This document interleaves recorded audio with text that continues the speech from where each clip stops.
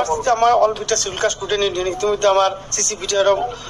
প্রমুখ আমার দীপেন বড় ডাঙরে কথাখিনি কৈছে। প্রথমে আমি অল বিটা schedule caste student union BTR শান্তি ঐক্য আর উন্নয়নের স্বার্থত আমি ইতিমধ্যে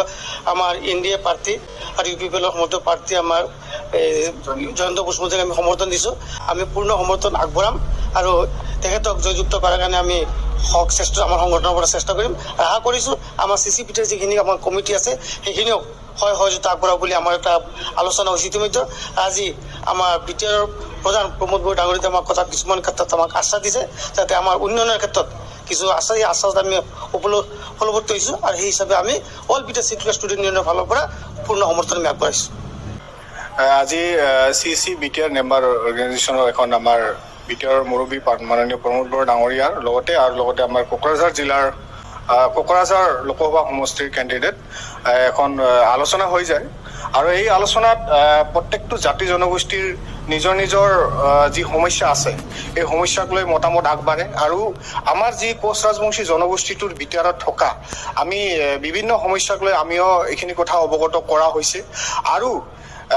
এই অঞ্চলৰ যি মানে আমাৰ শান্তি সম্প্ৰীতি অটুট ৰখাৰ কাৰণে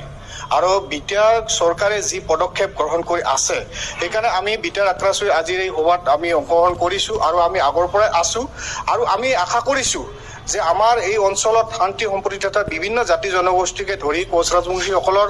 যি সমস্যা আছে এই সমস্যাখিনি সমাধান হ'ব বুলি আমি আশা ৰাখিছোঁ আৰু আগন্তুক কোকৰাঝাৰ লোকসভা সমষ্টিত যি কেণ্ডিডেটে মানে আগবাঢ়িছে আমি নিশ্চয় আমাৰ সংগঠনৰ মাজত অলপ আলোচনা বিলোচনা ভালকৈ কৰি পেলাই আমি নিশ্চয় আগন্তুক দিনত আগুৱাই লৈ যাম। আমি আমাৰ সংগঠনৰ মাজত আমি আলোচনা বিলোচনা কৰিম। আজি আমি পজিটিভলি আমাৰ কথাখিনি আমাক স্পষ্ট ভাষাৰে মাননীয় প্ৰমোদ বড়ো ডাঙৰীয়াই আমাক পজিটিভলি কৈছে যে কোচ ৰাজবংশীসকলৰ বিটিআৰত থকা যি সমস্যা আছে সমাধান কৰিব আৰু সমাধানৰ সূত্ৰ আমি দেখা পাইছোঁ।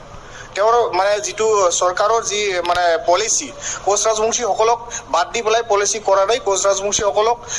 লগত লৈ পেলাই যি পলিচি এটা কৰি আছে আমি নথৈ আনন্দিত হৈছোঁ আৰু আমি অনাগত দিনত আমি এই অঞ্চলৰ শান্তি সম্প্ৰীতি তথা বিভিন্ন জাতি জনগোষ্ঠীৰ মাজত যিটো সমন্বয় একতা এই একতাটো বাহাল ৰখাৰ কাৰণে আমি